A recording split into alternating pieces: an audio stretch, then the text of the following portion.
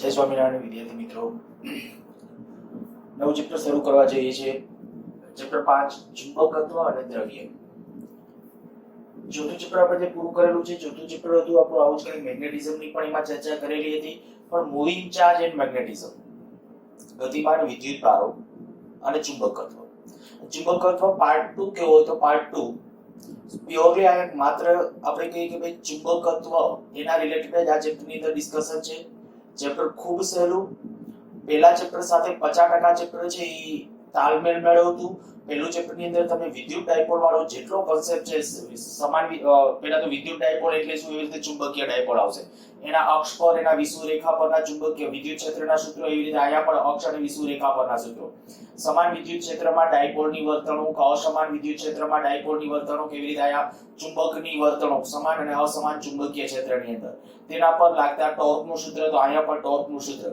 તો આવું લગભગ આશરે એમ કહી શકાય કે ભાઈ 30 થી 40% જેવું કમસે કમ ચેપ્ટર એવું છે કે જે ત્યાંના સૂત્રો આવડતા હોય ને તો આના સૂત્રો છે તમને એમને ઓટોમેટિકલી એકદમ આવડશે. અને એ આપણો શરૂઆતનો પોર્શન છે એટલે ખાસ એક રિક્વેસ્ટ કરીશ કે પહેલા ચેપ્ટરની અંદર વિદ્યુત ડાયપોલ વાળો જે કોન્સેપ્ટ છે એવું લાગે તો એક વખત વિદ્યુત ડાયપોલ વાળો કોન્સેપ્ટ છે ઝડપથી પાના ફેરવી જજો, તો બહુ સરળતાથી છે આ ચેપ્ટરને પાછું ગ્રાસ્પ કરી શકશો.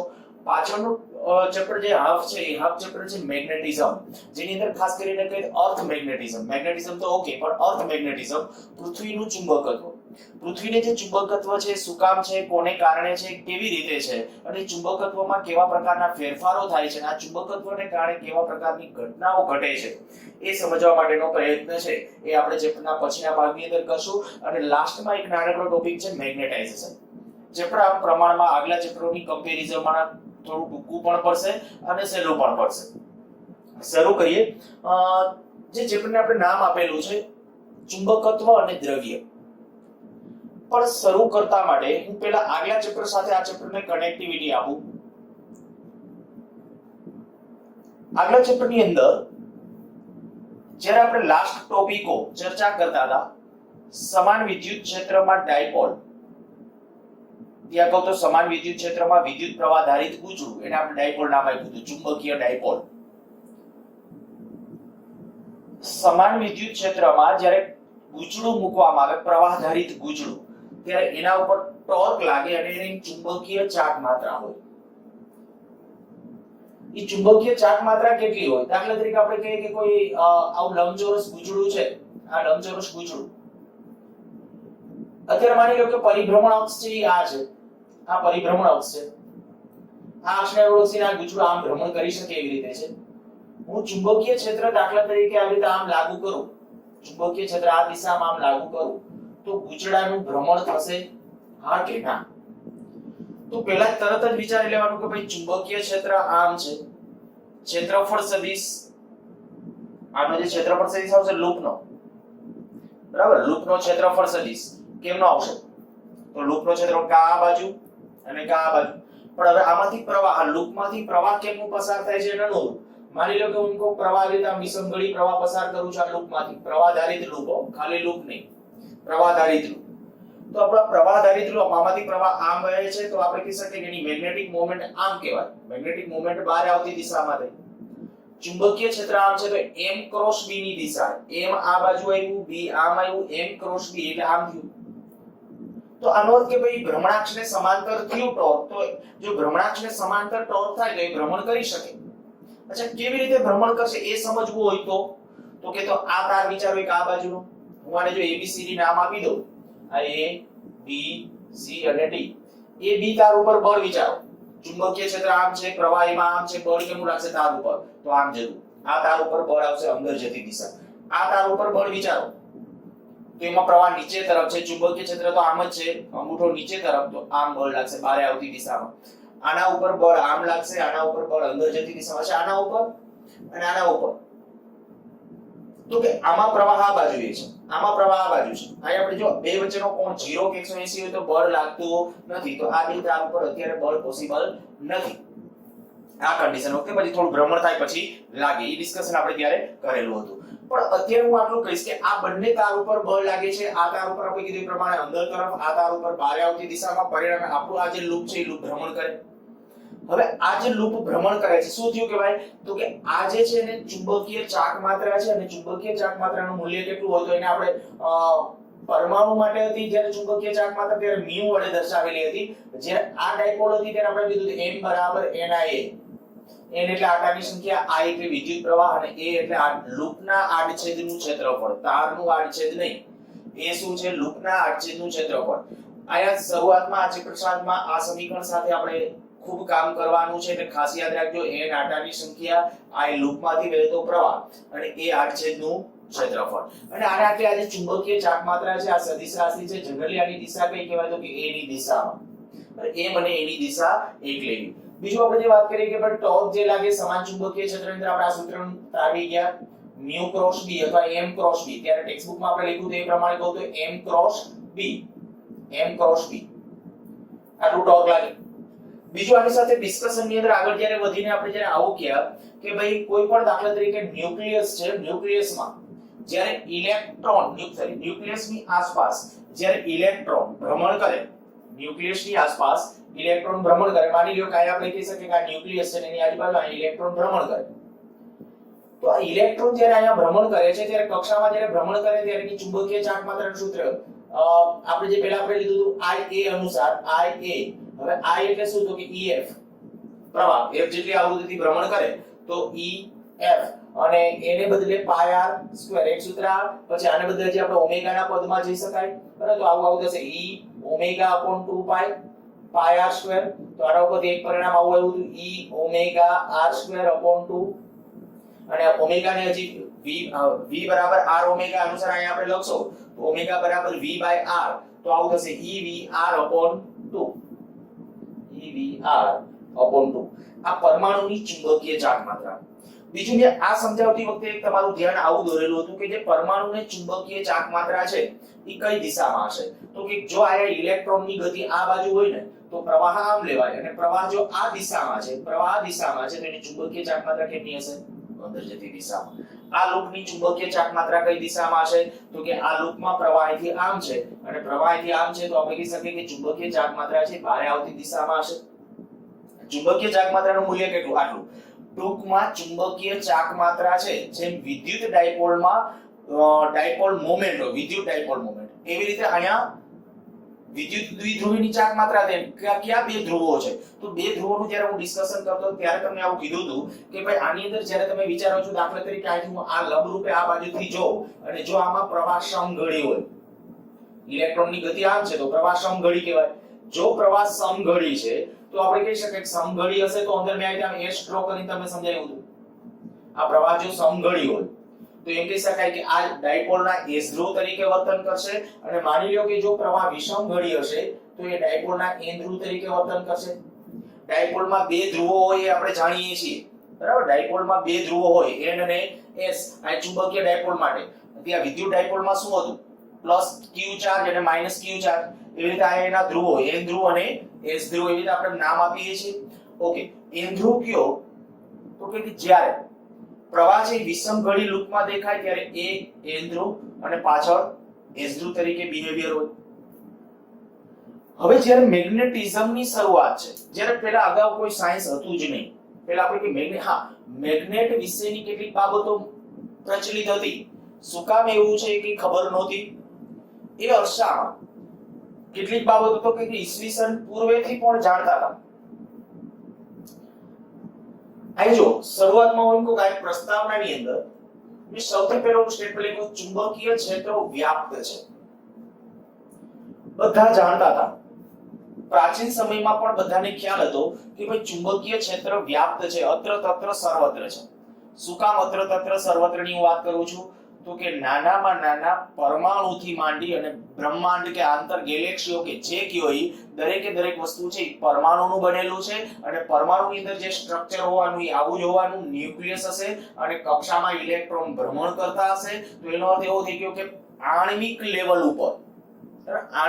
ઉપર એને મેગ્નેટાઇઝેશન અથવા મેગ્નેટ ધરાવે છે ચુંબકત્વના ગુણધર્મો ધરાવે છે એમ કહેવાય એટલે આપણે પેલું સ્ટેટમેન્ટ જે મેં લખેલું છે શબ્દ પ્રયોગ કે ચુંબકીય ક્ષેત્રો વ્યાપ્ત છે બધી જગ્યાએ છે કોઈ પણ વસ્તુ કારણ કે પરમાણુના અસ્તિત્વથી જ બધાની વ્યાખ્યા શરૂ થાય પરમાણુ છે તો દ્રવ્યનું અસ્તિત્વ છે, પરમાણુ વિના દ્રવ્યનું, હા વિકિરણની વાત હોય તો વિકિરણ આપણે એમ કહીએ કે એ પરમાણુ છે તો એ વસ્તુ સાચી નથી, પણ જે કોઈ દ્રવ્યની વાત આવે તો દ્રવ્યની વાત છે તો એ પરમાણુનું બનેલું છે, અને પ્રત્યેક પરમાણુને કંઈક ને કંઈક મેગ્નેટિક મોમેન્ટ હોય. હું બોલું છું પરમાણુને મેગ્નેટિક મોમેન્ટ હોય, એવું નથી બોલતો પદાર્થને મેગ્નેટિક મોમેન્ટ હોય.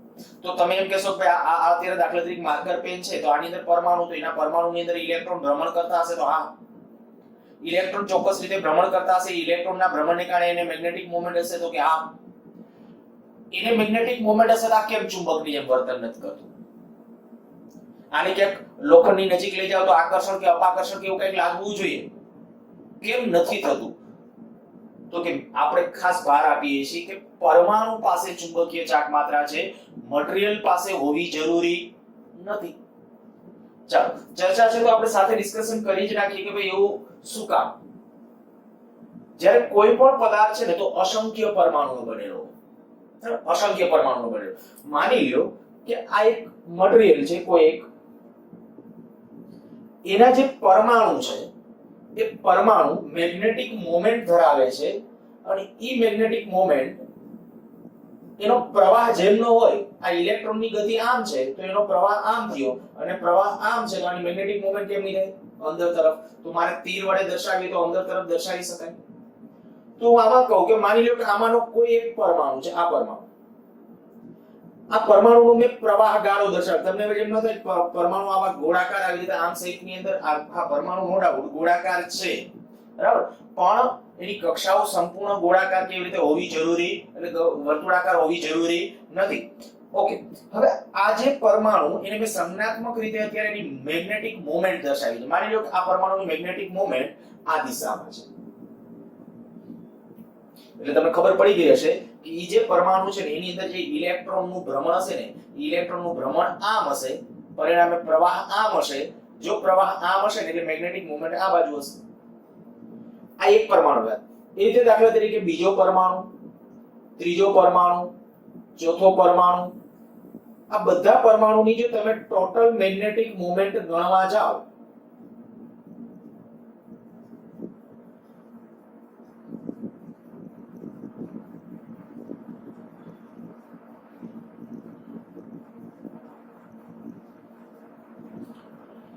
આ બધી મેગ્નેટિક મોમેન્ટ એવી રીતે અસ્તવ્યસ્ત હોય કે જેથી આખા પદાર્થની મેગ્નેટિક મોમેન્ટ 0 થાય. આખા પદાર્થની મેગ્નેટિક મોમેન્ટ કેવી થાય? 0. અને પરિણામે તમે એમ કહી શકો કે આના પરમાણુ પાસે ચુંબકીય ચાક માત્રા છે, પણ આના આખા પાસે ચુંબકીય ચાક માત્રા નથી. અચ્છા, તો હવે તમારા પાસે એ કન્સેપ્ટ આવી જાવો જોઈએ કે ભાઈ પરમાણુ પાસે ચુંબકીય ચાક માત્રા છે તો કેટલી હશે? તો કે આ ચુંબકીય ચાર્જ માત્રા છે. ડિપેન્ડ્સ એની અંદર જે ઇલેક્ટ્રોન્સ છે એની પરિભ્રમણની ફ્રીક્વન્સી ખૂબ ઊંચી હોય, પણ r છે એ એંગસ્ટ્રોમના ક્રમનું હોય, r અતિ નાનું હોય. પરિણામે આ મેગ્નેટિક મોમેન્ટ છે એ ખૂબ ઓછી હોય. પણ મેગ્નેટિક મોમેન્ટ હોય ખરા, પ્રત્યેક પરમાણુને મેગ્નેટિક મોમેન્ટ છે. જો કે મેગ્નેટિક મોમેન્ટની અંદર પણ બે પ્રકાર હોય, એક કક્ષીય અને બીજી સ્પિન. એ મેં તમને સમજાવેલું હતું જ્યારે આપણે આગલા ચિત્રની વાત કરતા હતા ત્યારે. બરાબર, સ્પિન મોમેન્ટ ખરેખર ઇલેક્ટ્રોન સ્પિન ગતિ કરતો હોતો નથી, પણ છતાં સ્પિન મોમેન્ટ છે. ઓકે, આપણે અત્યારે જે ડિસ્કસ કરું છું હું કક્ષીય મોમેન્ટ, બરાબર. એ જે કક્ષીય મોમેન્ટ છે એ કક્ષીય એટલે કક્ષામાં ઇલેક્ટ્રોનનું ભ્રમણ છે એને કારણે. તો આમાં જે કક્ષામાં ઇલેક્ટ્રોન ભ્રમણ કરે છે એને પરિણામે એની જે બધાની મોમેન્ટ લીધી એ ટોટલ મોમેન્ટનું પરિણામી કેવું થયું? 0. એ બધાનું પરિણામી 0. અચ્છા, હવે આ બધાનું પરિણામી 0, તો પછી આપણે એમ કહીએ કે પદાર્થ પાસે તો જો આવું જોઈએ તો કોઈ પદાર્થને ચુંબકત્વ ન હોવું જોઈએ. તો આપણે જેને ગજ્જીય ચુંબક કહીએ છીએ એને શું કામ ચુંબકીય ચાક માત્રા છે? એ શું કામ લોખંડની નજીક લઈ જઈએ તો આકર્ષણ કે અપાકર્ષણ બળ લગાડે છે? તો કે એનો જવાબ પણ આપણા પાસે છે. જો આપણે આમ કરીએ કે હું એમ કહું કે આ જે છે દાખલા તરીકે આને હું ચુંબકીય ક્ષેત્રમાં મૂકું, ક્યાંક બાહ્ય ચુંબકીય ક્ષેત્રમાં, અને બાહ્ય ચુંબકીય ક્ષેત્રમાં મૂકું, શું થાય? તો કે આ પ્રત્યેક ચુંબકીય ડાયપોલ ઉપર ટોર્ક લાગે. ટોર્કનું સમીકરણ મળી ગયા, આ ટોર્ક તો બરાબર m ક્રોસ b. આટલું ટોર્ક લાગે. ક્યાં સુધી ટોર્ક લાગે? m b sin થીટા, એમાં થીટા 0 થાય ત્યાં સુધી. ફરીથી બોલું છું, ચુંબકીય ક્ષેત્રમાં માની લ્યો કે હું આને ચુંબકીય ક્ષેત્ર અહીંયા લાગુ પાડું, અહીં આપણે આ દિશામાં દાખલા તરીકે આમ ચુંબકીય ક્ષેત્ર આમ લાગુ પાડ્યું. જો આ ચુંબકીય ક્ષેત્ર આમ લાગુ પાડીએ છીએ તો એ વખતે ચુંબકીય ક્ષેત્રની દિશા ફિક્સ થઈ ગઈ આમ. હવે આ મેગ્નેટિક મોમેન્ટ આ પરમાણુની આમ છે, બીજા પરમાણુની આમ છે, ત્રીજા પરમાણુની આમ છે, બધાની અસ્તવ્યસ્ત છે. બધા ઉપર ટોર્ક લાગશે. ટોર્ક લાગે એટલે એનું ભ્રમણ થાય. ટોર્ક લાગે એટલે ભ્રમણ થાય. ભ્રમણ થાય તો કેવી રીતે ભ્રમણ થશે? તો કે એવી રીતે ભ્રમણ થશે કે બધી ડાયપોલ કેવી રીતે ગોઠવાય? ક્ષેત્રને સમાંતર. શું કામ સમાંતર? તો કે ત્યારે ટોર્ક 0 થાય. અને તમે વિચારો m b sin θ. એ પ્રમાણે જો θ 0 થાય તો અને તો જ ત્યાં એના ઉપરનું ટોર્ક 0 થાય. તો બધા પરમાણુય ડાયપોલ એક દિશામાં ગોઠવાઈ ગઈ. અચ્છા, હવે વિચારો, જો બધા પરમાણુય ડાયપોલ્સ એક દિશામાં ગોઠવાઈ જાય તો હું આ બાજુથી જો અને હું જ્યારે આ બાજુથી જોઉં છું ત્યારે મને શું ફીલ થશે? તો કે આ બધા આયનો પરમાણુ આ જેટલા પરમાણુ છે બરાબર, ખૂબ મોટી સંખ્યામાં પરમાણુઓ હોય. ખાલી આ એક લેયર ઉપર પણ આપણે કહી શકીએ ખૂબ મોટી સંખ્યામાં પરમાણુઓ હોય. હવે એ બધા પરમાણુની ચુંબકીય ડાયપોલ મોમેન્ટ આમ છે, એનો અર્થ કે બધામાં પ્રવાહ આમ છે. આથી હું જે કહું છું કે ચુંબકીય ચાક માત્ર આમ છે બધાને, આની આમ છે, આની આમ છે. ક્યારે? ચુંબકીય ક્ષેત્રમાં મૂક્યા પછી. તો એનો અર્થ કે બધામાં પ્રવાહ આવી રીતે આમ છે. આ બધા પરમાણુમાં પ્રવાહ આ બાજુ હશે, એટલે કે ઇલેક્ટ્રોનનું ભ્રમણ એનાથી ઊંધું હશે. ઓકે, બધામાં પ્રવાહ જો આમ છે તો જેટલા પરમાણુ હું અહીંયા જે આડછેદ જોઈ શકું છું, એ આડછેદમાં જેટલા પરમાણુ આવેલા છે, આડછેદમાં જેટલા પરમાણુ, એ બધા પરમાણુમાં ઇલેક્ટ્રોન્સ છે, એનું ભ્રમણને કારણે પ્રવાહ જે છે એ બધામાં આમ છે. તો હું મોટો પ્રવાહ એક કહી દઉં, મોટો પ્રવાહ એક આમ. એ બધા નાના નાના જે પ્રવાહો છે એને બદલે એક મોટો એ બધાના સરવાળા જેટલો એક પ્રવાહ લઈ લઉં તો હું કહી શકું એ પ્રવાહ કેમનો? વિષમગળી. તો જો પ્રવાહ વિષમગળી થાય તો હું કહી શકાશ કે ભાઈ આ બાજુનો છેડો કયા ધ્રુવ તરીકે વર્તન કરે? n ધ્રુવ તરીકે. જો પ્રવાહ વિષમગળી હોય તો કયો ધ્રુવ આવે? n ધ્રુવ. તો મને આ બાજુનો છેડો n ધ્રુવ તરીકે વર્તન કરતો લાગશે. અચ્છા, હજી એક વસ્તુ વધારે વિચારીએ.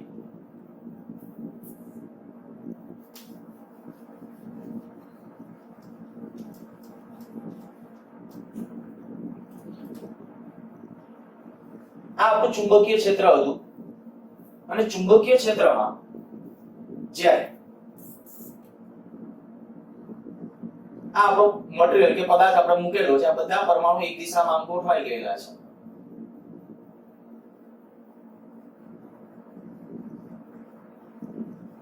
આ બધા પરમાણુ એક દિશામાં ગોઠવાયેલા છે. ઓકે, આની મેગ્નેટિક મોમેન્ટ કેમની હશે? આ બાજુ. 100% આ બાજુ ન ગોઠવાયેલા હોય એનું ડિસ્કશન ચેપ્ટરના લાસ્ટમાં કરશું, પણ અત્યારે તો ખાલી ચેપ્ટરને શરૂ કરવા માટે કનેક્ટિવિટી આપવી છે, એટલા માટે આપણે ટ્રાય કરીએ છીએ. અચ્છા, અહીંયા જે આપણે કહીએ કે ભાઈ આ બાજુ આની મેગ્નેટિક મોમેન્ટ આ બાજુ, આની આ બાજુ, તો આ જેટલા પ્રવાહો આમાં મેં કીધું અસંખ્ય, ખાલી એક લેયર હું મને જે આ બાજુનું લેયર જે દેખાય ને ઈ લેયરમાં જ આમ અસંખ્ય પરમાણુ અને બધા પરમાણુની મેગ્નેટિક મોમેન્ટ આમ છે. મીન્સ કે બધામાં પ્રવાહ આમ છે.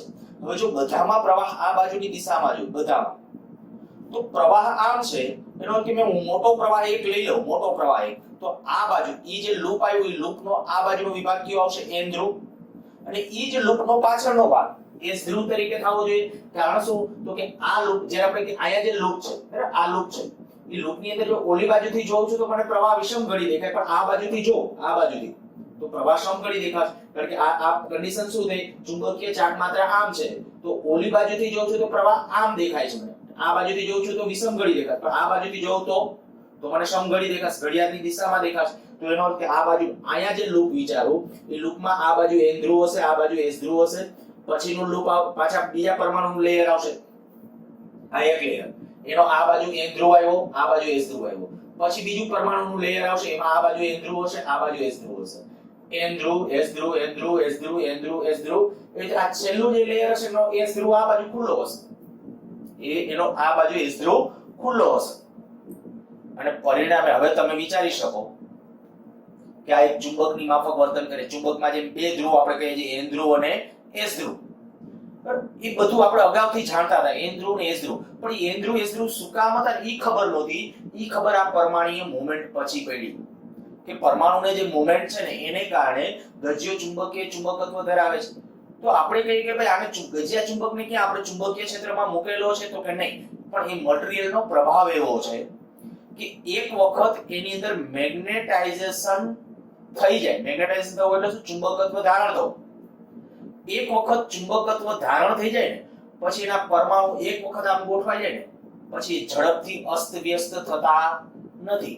પણ આને હું એમ કરું કે ભાઈ આ જે છે તો આને આમાં હું કોઈ માની લો કે આને કંઈક સમાન અતિ પ્રબળ ચુંબકીય ક્ષેત્રમાં મૂકું તો અતિ પ્રબળ ચુંબકીય ક્ષેત્રમાં મૂકીએ તો થોડા પરમાણુઓ ટ્રાય કરે ગોઠવવાની, પણ છતાં એટલા બધા રેન્ડમ હોય બાકીના કે એની નેટ મોમેન્ટ તો લગભગ કેવી હોય? 0, અને હોય ને તો અલ્પ માત્રામાં હોય.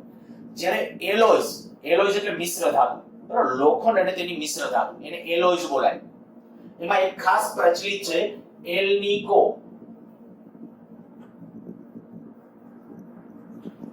બોલાય છે એટલે એલ્નિકો, એલ્યુમિનિયમ, નિકલ અને કોબાલ્ટ. એલ્યુમિનિયમ, નિકલ અને કોબાલ્ટ, એલ્નિકો.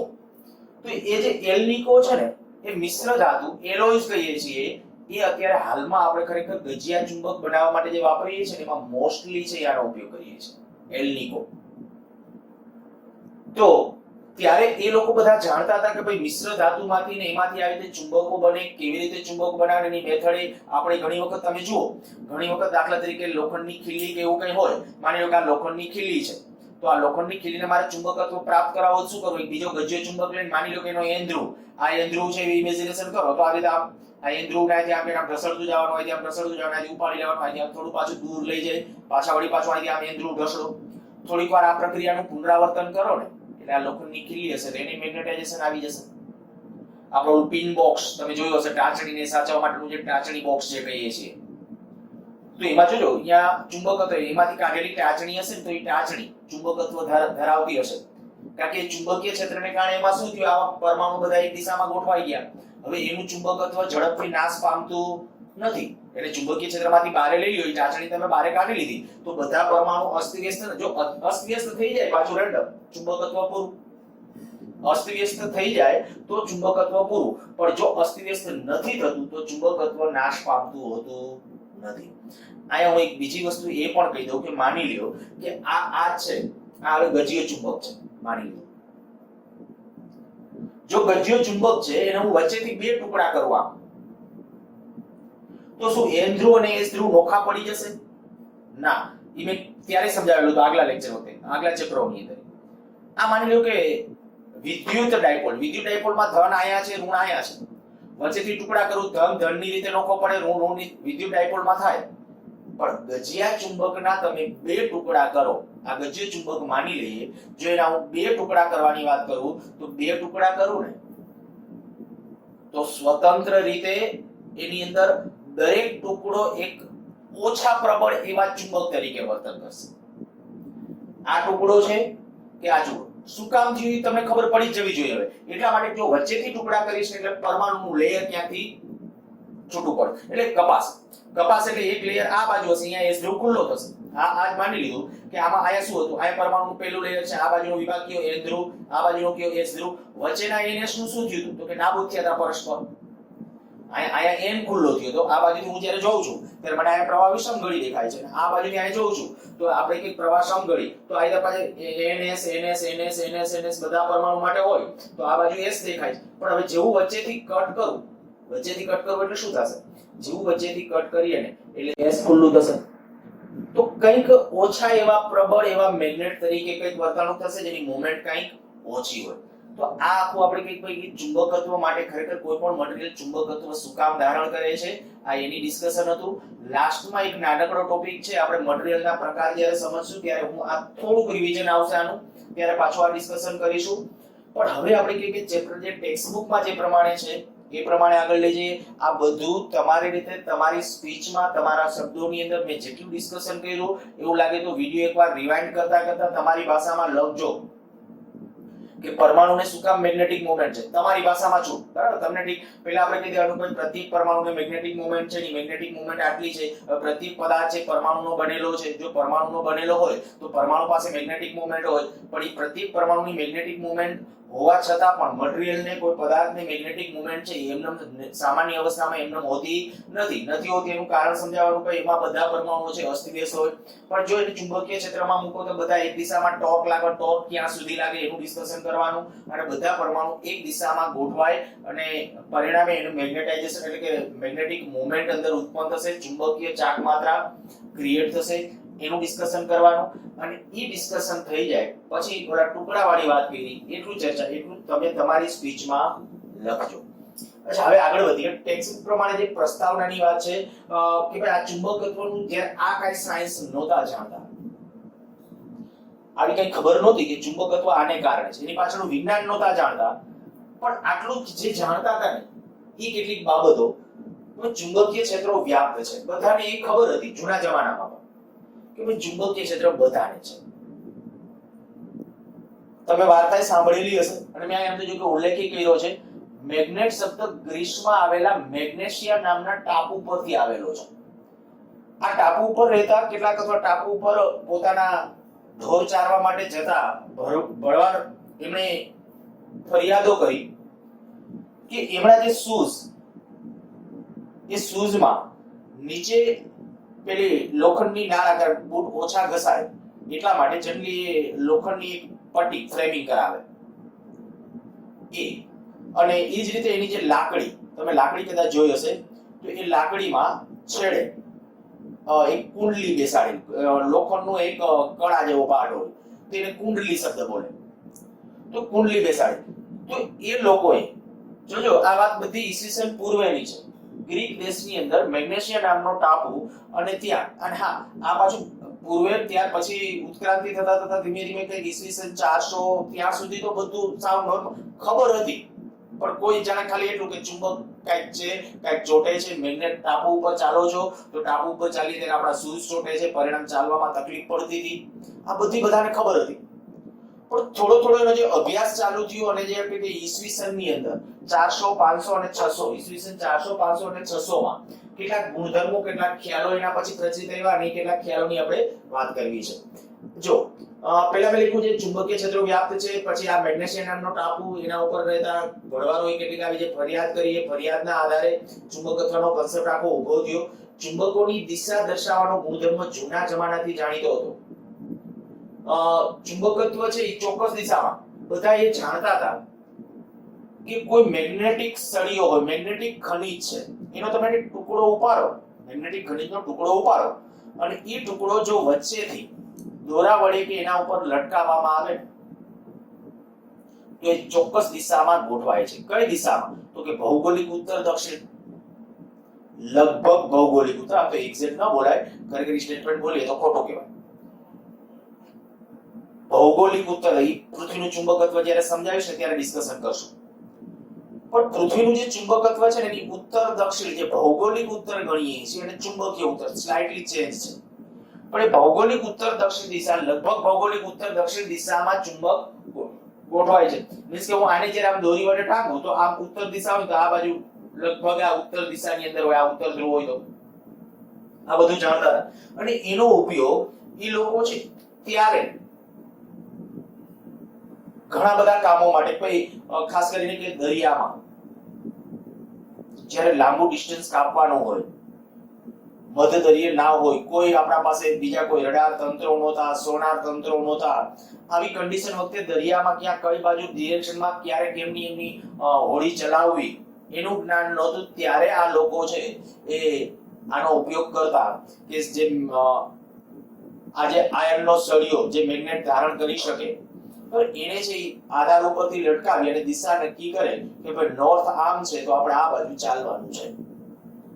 એ સતત દિશા સૂચક તરીકે એનો ઉપયોગ કરતા અને એના આધારે ગેબીના રણ પ્રદેશો ઓળંગવા, કાફલાઓ છે જ્યારે રણ ઓળંગવા માટે પણ આનો ઉપયોગ કરતા.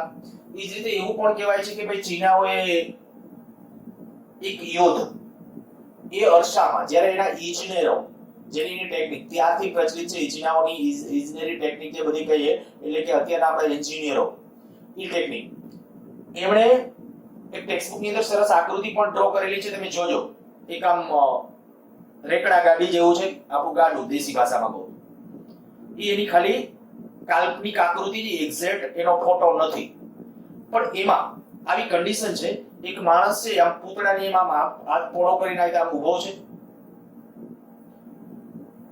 એ આ બધી વાત જ્યારે એ વખતે જ્યારે યુદ્ધ લડાતા ત્યારે એ વખતે એને આ રથનો ઉપયોગ દિશા સૂચન માટે કરેલો. દિશા સૂચન એના આધારે આખું યુદ્ધ જીતેલું આવી વાર્તાઓ છે કે આ યુદ્ધ, કારણ કે ત્યારે શું થતું ભાઈ ધુમ્મસની એટલું બધી મોટી માત્રામાં જ્યારે ધુમ્મસની આવે તો એ વખતે ચાલવું કેમનું, કઈ આગળ તો દેખાતું ન હોય, તો કે ભાઈ આપણને ખાલી એટલી ડિરેક્શન ખબર હોય કે ભાઈ આ દિશામાં ચાલવું, નોર્થ કે સાઉથ કે પૂર્વ પશ્ચિમ. તો આપણે શું કરવાનું કે ત્યારે એમણે જે એના ઇજનેરોએ જે આ માણસ એવો ખાલી ધાતુમાંથી બનાવેલો એક માણસ કે જેની આંગળી છે ને આમ ફેલાવેલી, એની આંગળી હંમેશા દક્ષિણ દિશા દર્શાવે, એ દિશા હંમેશા માણસની હોય એ રીતે રથ બનાવેલો, અને રથ છે એ કન્ટિન્યુઅસ છે, પછી આગળ ગતિ કરતો, એના આધારે દિશા સૂચન મળે, અને ત્યારે આપણે કહી શકાય એને યુદ્ધ આવું જીતેલું હતું. તો આ બધા પ્રાચીન સમયના ઉપયોગો. એ જ રીતે આપણે કહી શકાય કે ભાઈ એ લોકો કંઈક આવું પણ જાણતા કે દરિયાની અંદર ક્યાંક આપણું રબરનું બૂચ કે એવું કંઈ ઢાંકણ આવે, એ ઢાંકણ ઉપર તમે એક નાની ચુંબકીય સોય લગાવી દો, અને એ ચુંબકીય સોયને છે પાણીની એટલે કે બૂચ ઉપર રાખી અને બૂચ સાથે ચુંબકીય સોય ચોંટાડી દો અને એ પાણી ઉપર મૂકી દો, તો પાણીની સપાટી ઉપર છે એ હંમેશા એની ડિરેક્શન કેમની રહેશે, નોર્થ સાઉથ, ઉત્તર દક્ષિણ. આ બધા નોલેજ હતા, અને આનો ઉપયોગ એ દિશા સૂચન માટે ત્યારે અગાઉના સમયમાં કરતા. એટલે પ્રાચીન ઉપયોગો મેં તમને ઉપયોગો કીધા, ભાઈ ગેબીના રણ પ્રદેશો, પછી આ રીતે ચીનાઓ જે રથ તૈયાર કરેલો હતો, એ બધી વાર્તા છે ટેક્સ્ટબુકની અંદર, વાંચજો, મજા આવશે. પછી ચુંબકત્વ માટે કેટલાક જાણીતા ખ્યાલો બહુ ઝડપથી જોઈ છે. પૃથ્વી ચુંબકત્વ તરીકે વર્તે છે, જેનું ચુંબકત્વ લગભગ ભૌગોલિક દક્ષિણથી ઉત્તર તરફ હોય. આ લોકો ત્યારે જાણતા હતા, એની વાત છે. અમુક જ્યારે કન્સેપ્ટો ઈસવીસન પૂર્વેમાંથી બાદ આવીને જ્યારે આગળ વધ્યા ત્યારે આમાં કેટલાક ખ્યાલો જાણીતા હતા. પૃથ્વીને ચુંબકત્વ છે, પૃથ્વીને મેગ્નેટાઇઝેશન છે, અને મેગ્નેટાઇઝેશન કેમનું છે તો કે ભૌગોલિક ઉત્તરથી ભૌગોલિક દક્ષિણથી ભૌગોલિક ઉત્તર તરફ, એટલે કે દક્ષિણ ધ્રુવમાંથી ચુંબકીય ક્ષેત્ર રેખાઓ નીકળે છે અને ઉત્તર ધ્રુવ પાસે જાય છે. આવા કેટલાક કન્સેપ્ટ હતા. પછી ગજિયા ચુંબકને મુક્ત લટકાવવામાં આવે તો તે ઉત્તર દક્ષિણ દિશા દર્શાવે છે. હમણાં આપણે કીધું ગજિયા ચુંબકને તમે મુક્ત લટકાવો તો ત્યારે છે ઉત્તર ધ્રુવ ઉત્તર દિશામાં, દક્ષિણ ધ્રુવ દક્ષિણ દિશામાં ગોઠવાય, એ જાણીતું હતું. ત્યાર પછી જો n એટલે કે ઉત્તર ધ્રુવ નજીક લાવવામાં આવે તો અપાકર્ષણ, નોર્થ સાઉથ નજીક લાવવામાં આવે તો આકર્ષણ. આ બધું ત્યારે જાણતા હતા, આપણે એની ડિસ્કશન કરીએ છીએ. બાકી આપણે એમ કહી શકીએ આમાં શું સમજવા જેવું, આમાં કઈ સમજવા જેવું છે જ નહીં રિયલમાં. પણ જ્યારે આ બધા સાયન્સનો વિકાસ નહોતો, ચુંબકત્વ પાછળનો સાયન્સ ખ્યાલ નહોતો, એ વખતે એ લોકોને આવો ખ્યાલ હતો કે ભાઈ ચુંબકત્વ શું છે અને એના બિહેવિયર શું હોય, ચુંબક છે એનું બિહેવિયર કેવું હોય. તો એ જે વાત હતી કે નોર્થ એટલે કે ઉત્તર ધ્રુવ, એમના વચ્ચે અપાકર્ષણ, નોર્થ સાઉથ વચ્ચે આકર્ષણ. પછી ચુંબકના સ્વતંત્ર ધ્રુવનું અસ્તિત્વ શક્ય નથી. ચુંબકનો એકલો ધ્રુવ એ અસ્તિત્વમાં નથી. શું કામ અસ્તિત્વમાં નથી મેં આ હમણાં તમને સમજાવ્યું કે જો ચુંબકને વચ્ચેથી કાપો તો અલગથી બંને ટુકડાઓ ચુંબકની માફક વર્તન આપે. નેક્સ્ટ, લોખંડ અને તેની મિશ્ર ધાતુમાંથી ચુંબકો બનાવી શકાય છે. ત્યારે એ લોકો જાણતા હતા લોખંડ અને તેની મિશ્ર ધાતુ મેં નામ આપ્યું એલોયસ. એમાંની એક એલોયસ એટલે કઈ એલ્નિકો. બરાબર, આ નામ તમારે લખવા હોય તો લખી શકો છો. તો એ ચુંબકો બનાવવા માટે વપરાય. આવા કેટલીક પ્રોપર્ટીઝ છે એ સમયગાળામાં પણ ત્યાંના લોકો જાણતા હતા. ત્યાર પછી ટોપિક નંબર 5.2 છે ગજ્યો ચુંબક. ગજ્યો ચુંબક શું છે તો કે હવે જેને આપણે જે ચુંબકીય ડાયપોલ છે, બરાબર, અને આવી કોઈ પણ મિશ્ર ધાતુ કે એમાંથી જ્યારે બનાવેલો હોય ત્યારે એટલે એલ્નિકો કે ધાતુની બીજી કોઈ લોખંડ કે એમાંથી, પણ એના પાસે જ્યારે એને n અને s ધ્રુવ તરીકે બિહેવિયર હોય ત્યારે એને આપણે ગજ્યો ચુંબક ખાસ કરીને બોલીએ છીએ. અને જેની અંદર ચુંબકત્વ પ્રમાણમાં જાજુ હોય. બધાને ગજ્યો ચુંબક ન કહેવાય, પણ ગજિયા ચુંબક માટેની ખાસ વ્યાખ્યા કે એ પરિસ્થિતિ એનું ચુંબકત્વ પ્રમાણમાં એનું જે લેન્થ કે એ જે છે એના પ્રમાણમાં એનું ચુંબકત્વ વધારે હોય તો એને ગજિયા ચુંબક તરીકે જનરલી આપણે ઓળખીએ છીએ. ટાચણીને ચુંબકત્વ ધારણ કરાવો તો ટાચણી ગજિયા ચુંબકની માફક વર્તે છે એવું બોલો તો ઠીક છે, બાકી ખરેખર ગજિયા ચુંબકની વ્યાખ્યા પ્રમાણે પ્રબળ ચુંબકત્વ હોવું જોઈએ. ચુંબકની જેમ વર્તે છે ઓકે, પણ ગજ્યો ચુંબક એટલે એના પાસે પ્રબળ ચુંબકત્વ હોય ત્યારે જનરલી આપણી વ્યાખ્યા એનાથી શરૂ થાય છે. પણ અત્યારે તો ઓકે, આ ગજ્યો ચુંબક એટલે આપણે કહીશું જેના ચુંબકત્વ છે મેગ્નેટિક મોમેન્ટ છે. આઈન્સ્ટાઈને બાળપણમાં ભેટમાં મળેલ ચુંબકથી તેઓ ખૂબ જ પ્રભાવિત હતા. આઈન્સ્ટાઈનની એક વખત એમના ઘરે ગેસ્ટ આવે છે અને ગેસ્ટ એમને જ્યારે ચુંબક આપે છે ત્યારે આઈન્સ્ટાઈન છે ઘણા દિવસો સુધી સતત એ ચુંબકથી છે એ રમતો રમે છે. ચુંબક સાથે કેટલીક એક્ટિવિટી, કોઈ ચુંબકને છે જુદી જુદી જગ્યાએ ગોઠવે ને એને અમુક વસ્તુ સાથે ચોંટાડે, અમુક વસ્તુ સાથે ઘસે, પછાડે, આ બધું. તો એનાથી શું એક્ટિવિટી આવી, કેટલીક એક્ટિવિટીઓ છે અને ત્યારે એ પ્રભાવિત હતા અને ત્યારે એમણે એ અરસાની અંદર કે ભાઈ આ કેવી રીતે લોખંડ ઉપર આકર્ષી કે અપાકર્ષી બળ લગાડી શકે. આને નથી ડાયરેક્ટલી આપણે બળ, જો કે તમને ખ્યાલ છે બળ મુખ્ય બે પ્રકાર, એક સંપર્ક બળ અને બીજું ક્ષેત્ર બળ. સંપર્ક બળનો અર્થ શું થાય તો કે સંપર્કમાં જઈને બળ લગાડીએ. હું એમ કહું કે મારે દાખલા તરીકે આ બ્લેકબોર્ડ ઉપર અહીં લખવું છે તો બ્લેકબોર્ડ મારે બળ લગાડવું ટચ કરવું પડશે. પણ વિદ્યુત ક્ષેત્રને કારણે લાગે, ગુરુત્વાકર્ષણને કારણે લાગે, એ જ રીતે ચુંબકીય ક્ષેત્રને કારણે લાગે, આ ક્ષેત્ર બળ. ત્યારે કન્સેપ્ટ નહોતો આ બધો, પણ ક્ષેત્ર બળ જ્યારે છે એ બધી ચર્ચાઓ ત્યારે મગજમાં, આઈન્સ્ટાઈનના મગજમાં આવી રમતી હતી કે ભાઈ આ ગજ્યો ચુંબક છે તો એ ગજ્યો ચુંબક છે વચ્ચે કોઈ ગેપ હોવા છતાં એ કેવી રીતે આકર્ષી કે અપાકર્ષી બળ લગાડી શકે છે. વિદ્યુત ડાયપોલની જેમ ચુંબકને પણ બે ધ્રુવો છે. ગજ્યા ચુંબકની વાત છે, ચુંબકને પણ બે ધ્રુવો છે. કયા બે ધ્રુવો? N અને S. ક્યારે N, કેવી રીતે S, એ આપણે મેં ડિસ્કશન કરેલું છે. અને ખાસ એક સારો પોઈન્ટ અને થિયરીની દ્રષ્ટિએ પણ એક સારો ક્વેશ્ચન અહીંયા આઈએમપી કરી નાખું છું. એકદમ સિમ્પલ, સરળ, દરેક બાળકને આવડે એવો ક્વેશ્ચન છે. ચુંબકીય ક્ષેત્ર રેખાઓ એના ગુણધર્મો. ચુંબકીય ક્ષેત્ર રેખાઓ શું છે અને ચુંબકીય તો કે વિદ્યુત ક્ષેત્ર રેખાઓનો કોન્સેપ્ટ આવડે એટલે ચુંબકીય ક્ષેત્ર રેખાઓનો કોન્સેપ્ટ આવડે છે. અહીંયા હું આટલું થોડું ભૂસી નાખું છું.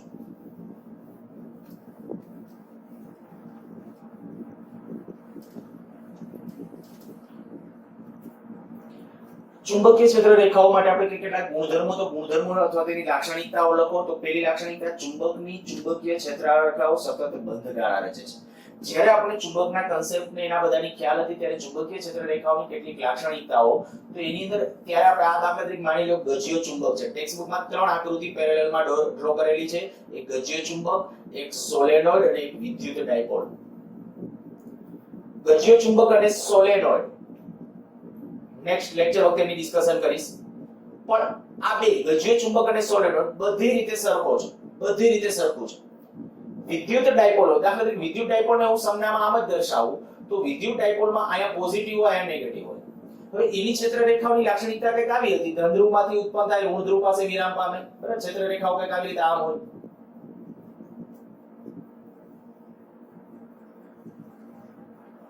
આ એની કેટલીક ક્ષેત્ર, હજી પછી અહીંથી આમ પણ હોય છે.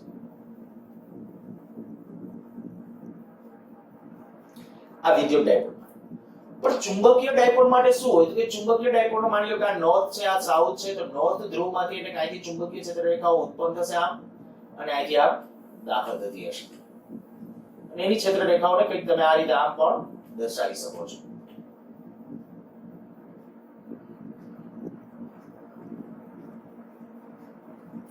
ચુંબકીય ક્ષેત્ર રેખાઓ એ બંધ ગાળા રચે છે. આકૃતિ ટેક્સ્ટબુકની અંદર વ્યવસ્થિત રીતે ડ્રો કરેલી છે, તમે જોઈ શકશો. એવી જ રીતે આ બાજુ પણ હોય. પણ આખી ક્ષેત્ર રેખાઓ બંધ ગાળા રચે. વિદ્યુત ડાયપોલની વિદ્યુત ક્ષેત્ર રેખાઓ બંધ ગાળા રચતી નથી. અહીંયા આપણે કે નોર્થ પોઝિટિવ ધન પાસેથી ઉત્પન્ન થાય એટલે ઋણ પાસે વિરામ પામે. આમાં છે n પાસેથી ઉદ્ભવે, s પાસે વિરામ પામે એમ નહીં.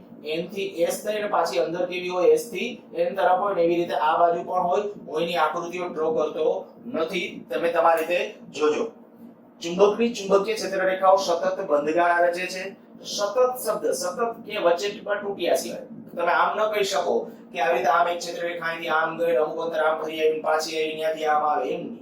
સતત સતત એટલે એનો અર્થ શું કે એનો આમ જે તે આમ ઢોળાવતો કન્ટિન્યુ, એનો ઢોળાવ ફિક્સ જ હોય. એમ એકાએક આમ બેન્ડ વળી જાય કે એવું નહીં, એ સતત ન બને. જે છે એની વક્રતા, જાણે કે એની વક્રતા એનું એક કોન્સ્ટન્ટલી બદલાતી જતી, એવી રીતે એની ક્ષેત્ર રેખાઓ છે જાણે કે બંધ ગાળા રચે છે. બીજું, ક્ષેત્રના કોઈ પણ બિંદુએ દોરેલો સ્પર્શક તે બિંદુ પાસે ચુંબકીય ક્ષેત્રની દિશા દર્શાવે છે. એક્ઝેક્ટ ત્યાંનો મુદ્દો હતો એ જ. ચુંબકીય ક્ષેત્રના કોઈ પણ બિંદુ પાસે, હું આના કોઈ પણ બિંદુ પાસે સ્પર્શક ડ્રો કરું, માની લ્યો કે આપણે આ બિંદુએ સ્પર્શક ડ્રો કરીએ તો આ બિંદુ પાસે ચુંબકીય ક્ષેત્રની દિશા દર્શાવે છે. અહીંયા સ્પર્શક ડ્રો કરીએ તો એ બિંદુ પાસે ચુંબકીય ક્ષેત્રની દિશા. હવે એમાં કઈ બહુ સમજાવવા જેવું નથી, તમે ખ્યાલ છે. નેક્સ્ટ, એકમ ક્ષેત્રફળમાંથી પસાર થતી ક્ષેત્ર રેખાઓની સંખ્યા જેમ વધુ એમ તીવ્રતા વધુ. જો અહીંયા હું કોઈ એકમ ક્ષેત્રફળનું ઇમેજિનેશન કરું, બરાબર, અહીંયા કોઈ માની લો કે આ એકમ ક્ષેત્રફળ છે, આ એકમ ક્ષેત્રફળ, આ એકમ ક્ષેત્રફળમાંથી ક્ષેત્ર રેખાઓની સંખ્યા જેમ વધારે એમ તીવ્રતા વધુ. અત્યારે માની લ્યો કે હું આમાં નમૂના આકૃતિમાં જોઈ શકું છું 3 ક્ષેત્ર રેખાઓ નીકળે છે, એને બદલે 30 નીકળતી હોય તો તરત કહી દેવાનું કે ભાઈ આ ચુંબક છે ને 10 ગણું પ્રબળ છે. કારણ તો કે આ જે છે એમાં પેલા 3 ક્ષેત્ર રેખાઓ છે, એને બદલે 30 ક્ષેત્ર રેખાઓ થઈ ગઈ, 10 ગણી થઈ ગઈ. તો ક્ષેત્ર રેખાઓની સંખ્યા એ શું દર્શાવે છે? ક્ષેત્રની તીવ્રતા. ચોથો મુદ્દો, ચુંબકીય ક્ષેત્ર રેખાઓ ક્યારેય એકબીજાને છેદતી નથી. યાદ કરો, વિદ્યુત ક્ષેત્ર રેખાઓ ક્યારે એકબીજાને છેદતી નથી. જો છેદે તો તેના છેદન બિંદુ પાસે બે સ્પર્શકો મળે, જે તે બિંદુ પાસે ચુંબકીય વિદ્યુત ક્ષેત્રની બે દિશા દર્શાવે, જે પોસિબલ નથી. તો સેમ મુદ્દો એની જેમ જ આ, જો કે ત્યારે એ મુદ્દો સમજાવતો હતો ત્યારે મેં તમને એવું કીધું હતું કે જ્યારે આપણે 5મા ચેપ્ટરની અંદર ડિસ્કશન આવશે ત્યારે હું બહુ ડિસ્કસ નહીં કરું. કે આ શું કામ, તો બે ક્ષેત્ર રેખાઓ શું કામ છેદતી નથી? તો કે હવે ખાલી આટલું કહીએ કે જો છેદે, કદાચ માની લો કે બે ક્ષેત્ર રેખા, એક ચુંબકીય ક્ષેત્ર રેખા અને બીજી, આ બે એકબીજાને છેદે તો આ ક્ષેત્ર રેખાને દોરેલો સ્પર્શક આમ મળે અને આ ક્ષેત્ર રેખાને દોરેલો સ્પર્શક આમ મળે. એ શું દર્શાવે? તો કે અહીંયા આ ક્ષેત્ર રેખાને દોરેલો સ્પર્શક એમ દર્શાવે ચુંબકીય ક્ષેત્ર આમ છે, અહીંયા દોરેલો સ્પર્શક એમ દર્શાવે કે આ ચુંબકીય ક્ષેત્ર આમ છે. હવે ખરેખર કોઈ પણ બિંદુ પાસે ચુંબકીય ક્ષેત્ર હંમેશા એક જ દિશામાં હોય, એક કરતા વધુ દિશાઓ શક્ય નથી. પરિણામે આપણે કહી શકીએ બે ક્ષેત્ર રેખાઓ એકબીજાને ક્યારેય છેદતી નથી. તો આજે પ્રસ્તાવના અને ટોપિક નંબર 5.2 સુધીનું આપણું ડિસ્કશન. ખાસ આજના લેક્ચરની અંદર હું તમને કહું કે આ ક્વેશ્ચન છે સ્ટેટ બોર્ડની પરીક્ષાની એની દ્રષ્ટિએ. બાકી તમારા કન્સેપ્ટ એમસીક્યુ ની સારા સાઉન્ડ અને સોલ્વ થાય એ માટે છે મેં તમને આ શરૂઆતનું જે સમજાવેલું હતું એ બધું તમે તમારા ભાષામાં લખજો અને પછી નેક્સ્ટ લેક્ચર છે એ શરૂ કરજો. ચાલો, બાકી હવે આવતા લેક્ચરમાં